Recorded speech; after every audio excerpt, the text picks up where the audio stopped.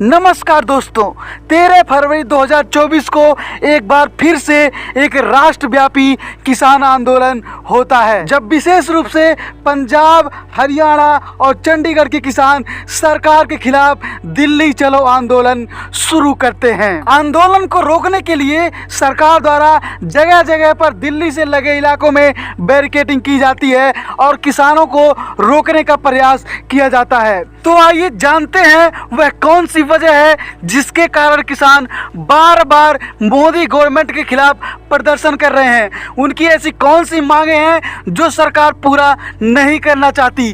क्या सरकार किसान विरोधी है? इन सब मुद्दों पर चर्चा करेंगे आज के इस वीडियो में। सब कुछ कहा है, इस वजह से जब मीटिंग सिरे नहीं लगी तो हमें सबको मिलकर ये 10 बजे का बॉर्डरों के ऊपर जाने का निर्णय लेना पड़ा। और मैं ये कह रहा हूँ कि आप उस पर बातचीत सब करिए, हम उसके लिए तैयार है।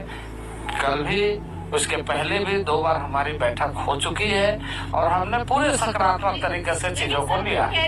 जून 2020 को मोदी गवर्नमेंट द्वारा 3 कृषि कानूनों को अध्यादेश के माध्यम से लाया जाता है। ऐसा इसलिए क्योंकि उस समय पार्लियामेंट का सेशन नहीं चल रहा होता है। विपक्षी नेताओं द्वारा इसका पुरजोर विरोध भी किया जाता है। इसे किसान विरोधी बिल बताया जाता है। हालांकि इससे किसी भी प्रकार का कोई फर्क नहीं पड़ता है और सरकार 17 सितंबर 2020 को इस विधेयक को लोकसभा से पारित करा लेती है। उसके बाद 20 सितंबर 2020 को राज्यसभा से भी ये तीनों कानून पारित हो जाते हैं। उस समय के राष्ट्रपति रामनाथ कोविंद 27 सितंबर 2020 को इन विधेयकों पर हस्ताक्षर करते हैं और उसके बाद यह विधेयक अधिनियम का रूप ले लेता है। इन तीनों कृषि कानूनों में पहला था कृषि उपज व्यापार और वाणिज्यिक अधिनियम 2020, दूसरा था कृषक कीमत आश्वासन और कृषि सेवा पर करार अधिनियम 2020 और तीसरा था आवश्यक वस्तु संशोधन अधिनियम 2020। ये तीनों कानून बनाए तो गए थे किसानों की रक्षा के लिए, उनकी आय को बढ़ाने के लिए, लेकिन ये कानून किसान की अपेक्षा कारपोरेट सेक्टर की तरफ अधिक झुके हुए प्रतीत होते थे। यही कारण था कि जैसे यह कानून लोकसभा में आया, किसानों द्वारा इसका व्यापक विरोध किया गया और साथ ही साथ विपक्षी पार्टियों द्वारा भी इसका विरोध किया गया और यह प्रक्रिया लगभग 14 महीनों तक चलती रही। आखिरकार 12 जनवरी 2021 को सुप्रीम कोर्ट द्वारा तीनों कानूनों के क्रियान्वयन पर तत्काल रोक लगा दी जाती है। इस तरह से यह कृषि कानून महज 221 दिनों तक ही लागू रहता है। 19 नवंबर 2021 को राष्ट्र के नाम संबोधन में प्रधानमंत्री तीनों कृषि कानूनों को वापस लेने का ऐलान करते हैं। आज मैं आप पूरे देश को ये बताने आया हूं कि हमने 3 कृषि कानूनों को वापस लेने का, रिपील करने का निर्णय लिया है।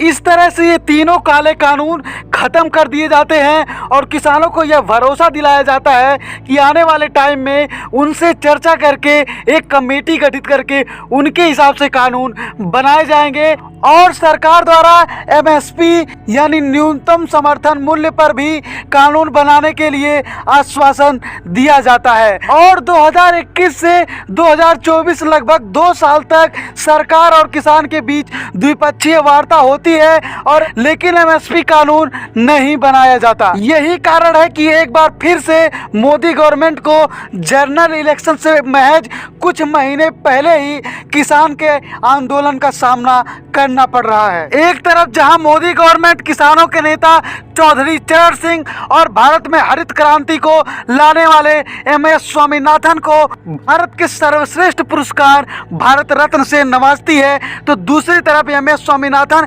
आयोग द्वारा किए गए सुझावों को लागू नहीं करती, किसानों को एमएसपी कानून बनाकर नहीं देती। और जब भारत के किसानों द्वारा अपने हक के लिए आंदोलन किया जाता है तो उनके लिए बैरिकेडिंग लगाई जाती है, उनके खिलाफ पुलिस फोर्स को खड़ा कर दिया जाता है, उनके राहों में कांटे बिछाए जाते हैं।